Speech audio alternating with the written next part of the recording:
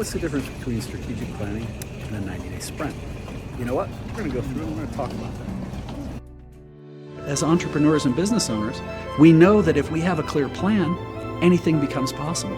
And if you can have a clear plan, a clear process to create that plan, and a way to create clarity with your partner or spouse, you can drive to amazing heights.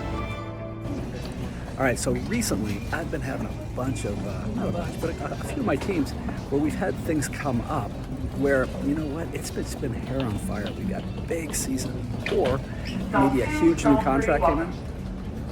Sorry, I'm at the Atlanta airport. Anyway, so traditionally with strategic planning, you go for a BHAG, big, hairy, audacious goal, long way out there. You paint a 3 to 5 year picture. You come up with 1 year goals. Then you break it down into Jim Collins' 50-day rocks, quarterly objectives, and that works. And it is so incredibly valuable. It's one of the main things that I do. But there are times when somebody they take down a huge new project, or maybe they've got they're rolling into a season and it's like, man, we're behind the 8 ball. Sometimes it's necessary to do what I call a 90-day sprint. So with a 90-day sprint, this typically works to where we're like, hey, let's step back and say, what does success look like for this short-term period? Maybe a 90 to 120-day time frame.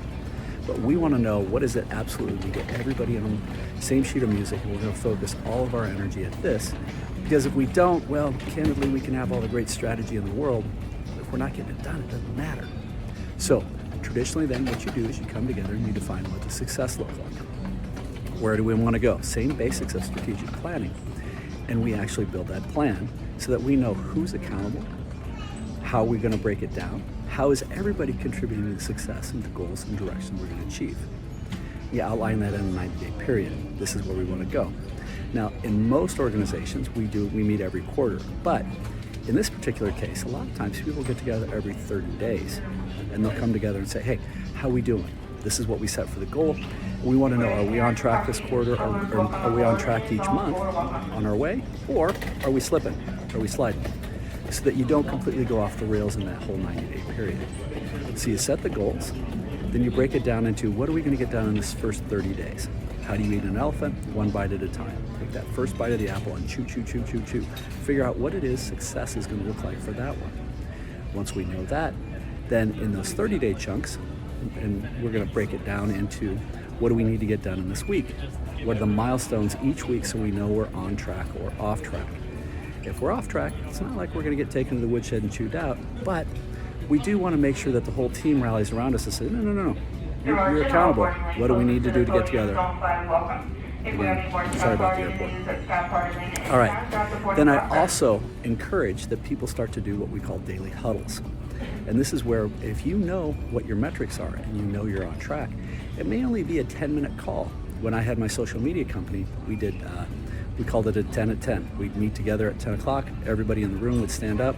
We had a football. We'd toss it back and forth just to know where everybody stands. Now, I've seen these work with great effect just so people understand where they are and how they're holding each other accountable to drive on this.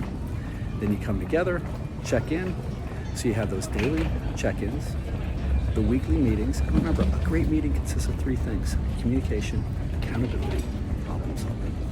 We come together every 30 days. Hey, are we on track with where we need to be? Are we ahead? Cool. Can we accelerate it? Or are we behind? We better dig in and start moving forward. Once you start to do this, though, it's going to allow you to really dig in for those short-term periods. It's also a great habit to be learning, but it helps really create clarity and accountability. And when you do this well as a senior leader, you're going to start to smoke out who are the right people, they share your values, and they're sitting in those right seats. But sometimes those 90-day sprints are really, really important. So hopefully you had some value. If you have any questions, I'd love to hear from you. Keep smiling.